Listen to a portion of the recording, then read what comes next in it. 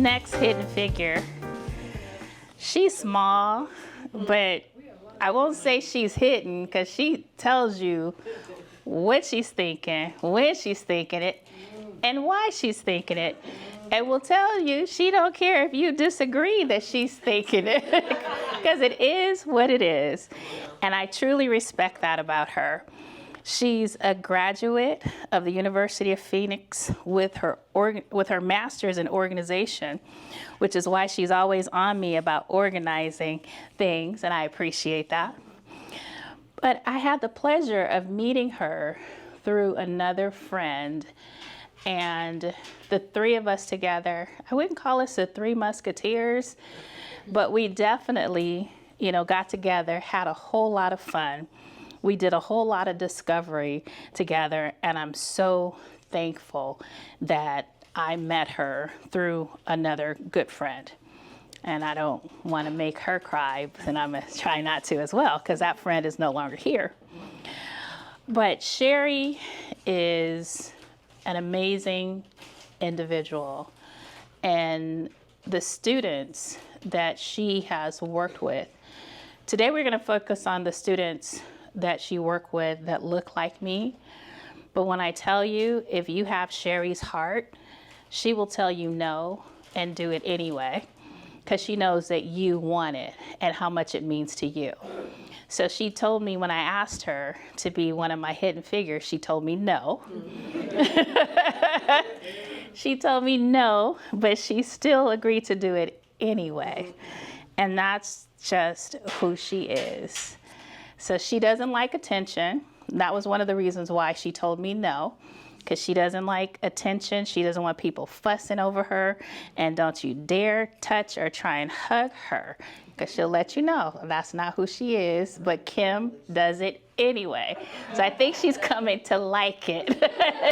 But she won't tell you that. But you'll come to love her as much as we do and respect her as much as her students on the UCLA campus does. So with no further ado, come on down, Miss Cheri. She's ready for battle. She's ready for battle. So come on and have a seat on the red sofa. Uh-oh.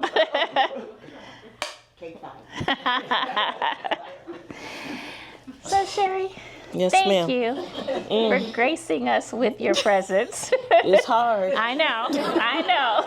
So this one will probably be 3 minutes, not 5. So, and she already gave me the Jay-Z statement. I tell the truth when I'm nervous. So this is going to be unfiltered. It's going to be unfiltered. So, Cheri, how long were you a graduate advisor at UCLA, and how would you describe the role of a graduate advisor? I was at UCLA for a total of 23 years. 17 was in the film department. Okay. I started out for the first 2 years of that as the undergraduate counselor for the film department. And then they asked me if I would consider being the graduate advisor. And my first response was, hell no, I love my undergraduates. And then one night, I swear I heard the voice of God saying, you need to take the graduate job because it's an exempt position and there's more money. So I went in the office, I talked to the then assistant dean, I says, okay, I'll take the job. Like that. So, and fell in love with it. Yeah. She did. She really did. Cheri commits to whatever she decides to do when she decides to do it. So can you share some of the challenges that Black students in film, TV, and theater have had that you help them navigate through? Well, UCLA is a state university, and it's filled with a lot of bureaucracy and people who are not going to give you the information you need. So I made it my job to be a one-stop shop, and that the student comes to me, tell me what they need, and then through my various contacts in the different offices, registrar, financial aid, I can call that person up and says, hey, I'm sending this student to you. Please help them. You know, and with the Black students, I have to be honest, they never got the information. You know, it was just hard for other entities on that campus to really, really advise those students.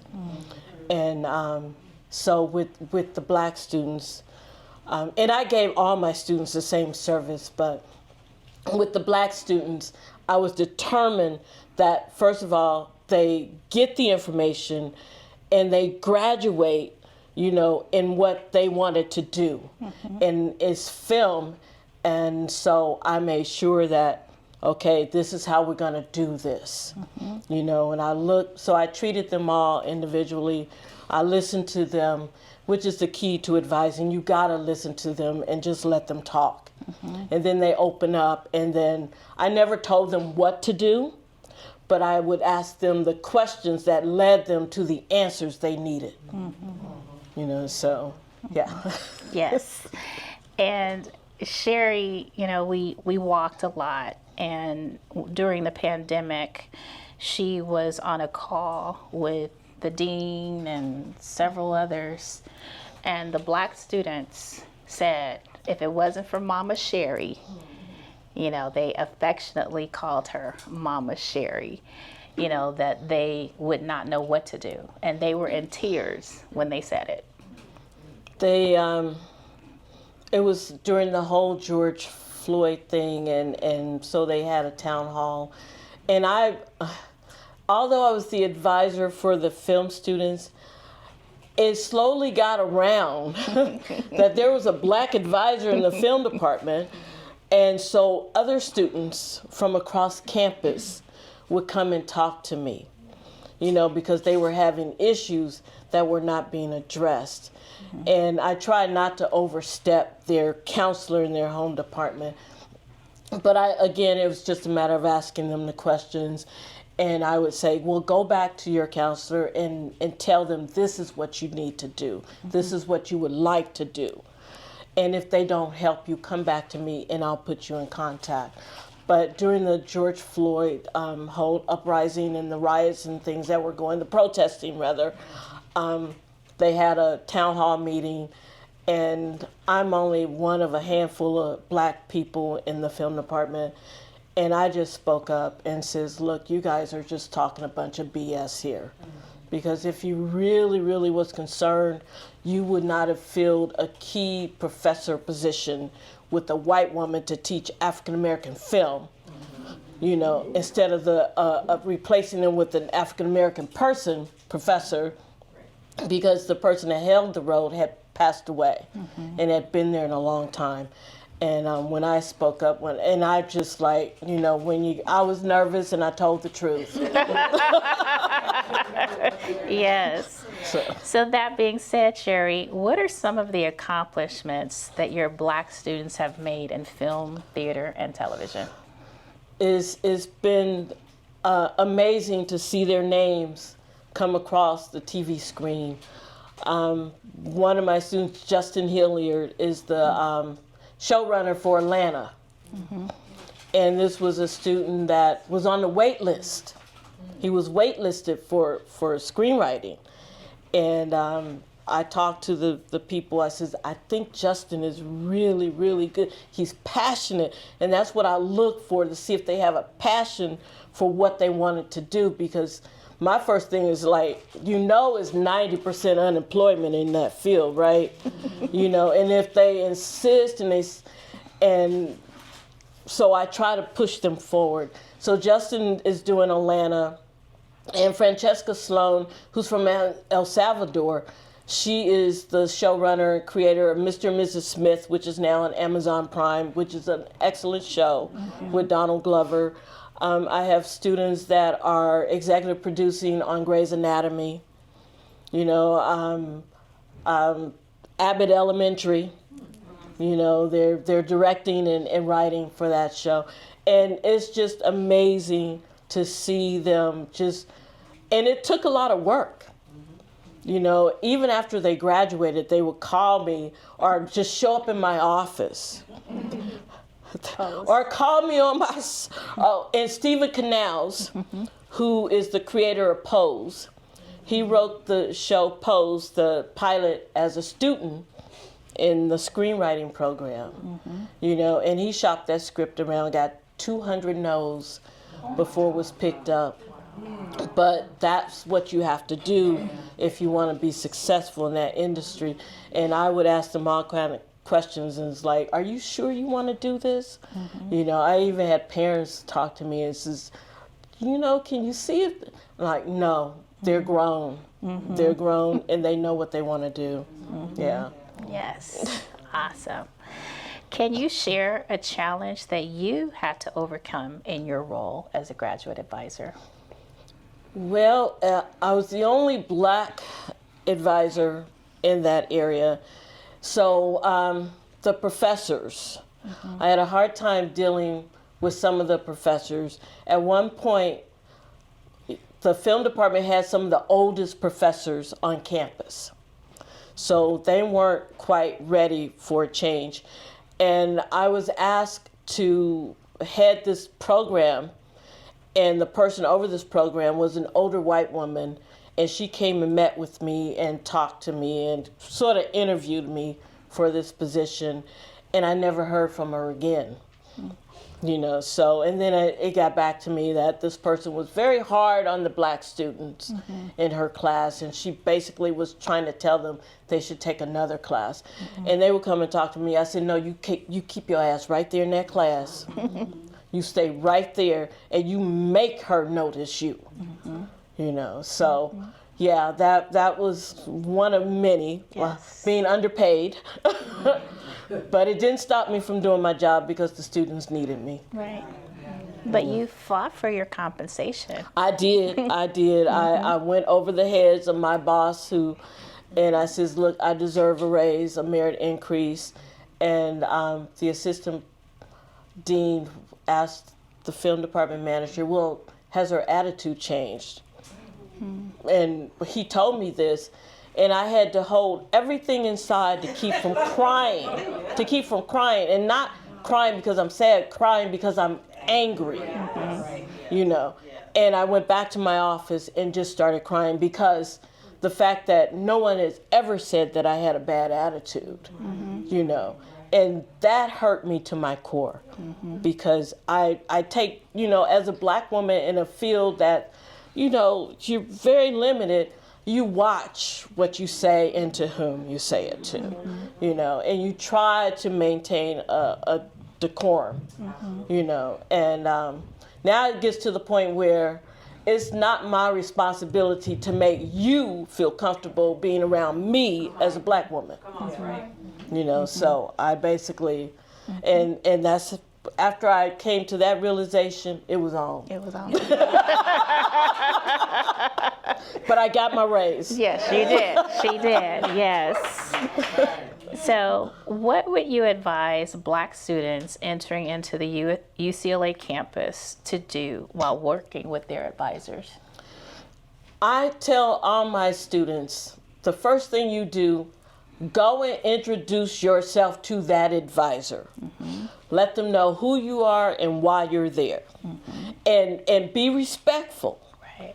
And go every week. Just, hey, I'm checking in. Is there anything I need to know? Because eventually that advisor, something's going to come across her desk, whether it's a scholarship, you know, some kind of money that's coming through, and she's going to think of you.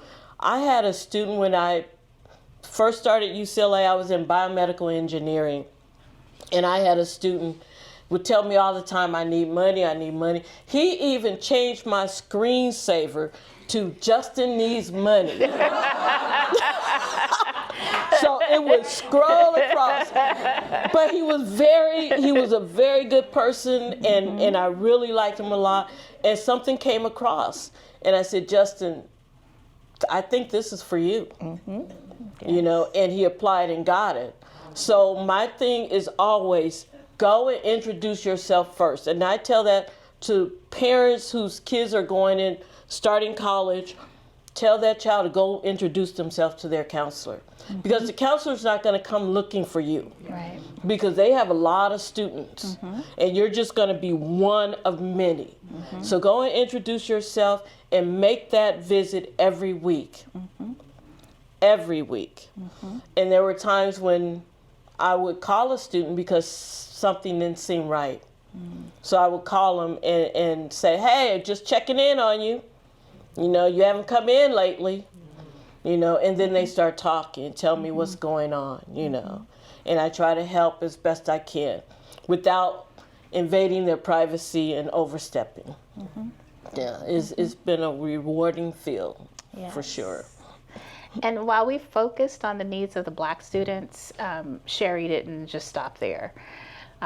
She went above and beyond for all of her students. There was a story that she shared with me with a student that had a medical emergency, and her parents were in Korea. And beginning of the quarter, and she had an aneurysm. And I said, her parents came, I said, okay, the first thing we need to do is put you on leave of absence right now so they can refund 100% of your tuition that you just paid, because you have a small window of time. And I had to get the doctor to sign off and walk it over to the International Student Center so they know, and then walk it over to the registrar's office, you know. So, but these are things that I felt compelled to do because I never said that's not my job. You know, my goal is to make sure this student graduates with their degree, even if I have to pull them, because some students will just leave, and I'm like, what you doing? You paid all this money, you only got 1 quarter, you might as well finish. And they come back kicking and screaming. I says, but you finished, right? So, yes. And with that student, the thing that touched me the most was that Cheri went and sat with the student in the hospital until her parents arrived from Korea. She also went and worked with the student to where she would have medical coverage to make sure, you know, just negotiated what the student needed to do to make sure they had medical coverage. So to me, she always went above and beyond when she was working with her students, and it, you know, really impressed me that she cared that much for her students. So that's why you're one of my hidden figures. And the only way I got her to sit here was to tell her, it ain't about you. We don't want to hear about you. We want to hear about your students and, you know, what the students need to do. So that's when she said, okay, you got me. Well, there is a story. At orientation, I would conduct orientation. And towards the end, I says, look, you guys think you go drive me to drink. But I drink already, and my drink of preference is Jack Daniels. And I end up with 3 bottles of Jack Daniels within 2 weeks. So. Yes.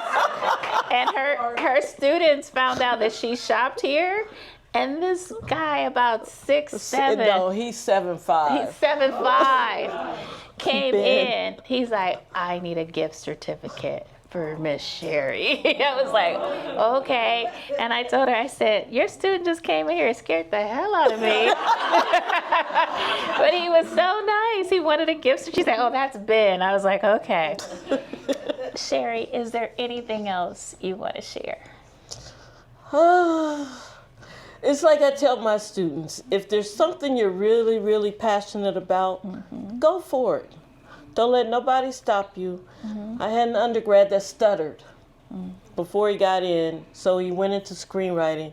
And I said, Eli, you want to be a director? I said, why are you doing screenwriting? And he changed and got into directing. And he directed a feature film, and it was on Netflix a few years ago. And he was like, thank you, because that's what I really wanted to do. So pursue your passion. Don't let nobody talk you out of it. Right. That's my advice to young people. Yes. Yeah. And Cheri's students, when she retired, they had her picked up in a limo. She went to a concert. Rod Stewart at the Bowl. Yes. They were willing to fly her to wherever Rod Las Stewart, Vegas. to Las Vegas, wherever he was performing. They just showed up. And her daughter was completely blown away with how many of her students showed up for her retirement party, offsite. One of her students coordinated, and she is the LA Dodgers. Yeah, she works for the Dodgers, and she got that as an internship. Now she's making six figures, more than I ever made. Cheri has been at Dodger Stadium. She's been at The Rams games because her students. And during the pandemic, for the last episode of Pose, we got to go to a drive-in theater to watch the students' final production. The last one that he wrote it, but he also directed it. Yes. Elton John came out, and she was telling me, I don't know if it's going to be VIP. I said, your students love you. I know we're going VIP. And sure enough, they laid out everything for her.